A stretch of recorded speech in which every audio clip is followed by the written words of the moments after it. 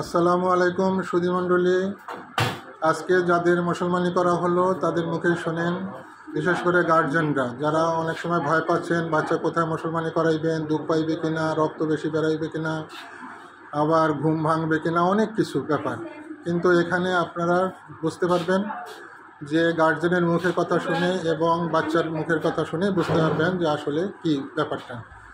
খুব সুন্দরভাবে কোনো দুঃখবিহীন কষ্টবিহীন অবস্থায় মুসলমানি করা হয়। আপনারা শোনেন। তোমার নাম কি? তা একটু জোরে বল। হ্যাঁ, তোমার কোন ক্লাসে পড়ো? ক্লাস 1-এ।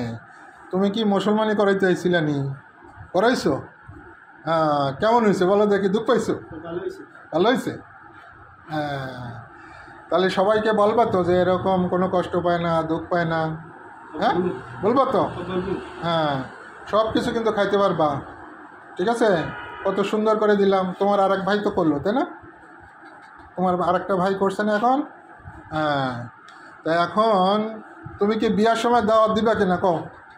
হ্যাঁ, মুখে বলো বিয়ার সময় দাওয়াত দিবা। হ্যাঁ, দিবা তো? হ্যাঁ, এই জন্য তো সুন্দর করে করলাম। হ্যাঁ, আসসালামু আলাইকুম। হ্যাঁ, আপনার কি হয়? আপনার এটা আমার সন্তান। আপনার ছেলে না? হ্যাঁ, এর আগেরটাও তো আপনার ছিল। হ্যাঁ, 2 ছেলে। তো কেমন হয়েছে বলেন তো? 2টা তো করলেন। খুব ভালো হয়েছে। আপনি খুশি তো না? খুশি। হ্যাঁ, আপনি অন্যদের তো বলবেন না? ধন্যবাদ।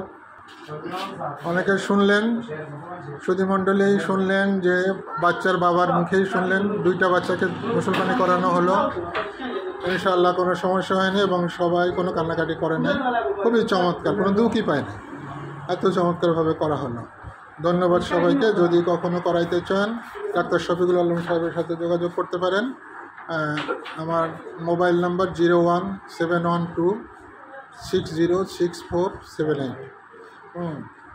এই ফেঞ্চুগঞ্জ চেম্বারেও করতে পারেন অথবা ভাটেরা সুলতানা ফার্মেসি, এখানেও করা হয়, আপনারা করতে পারেন।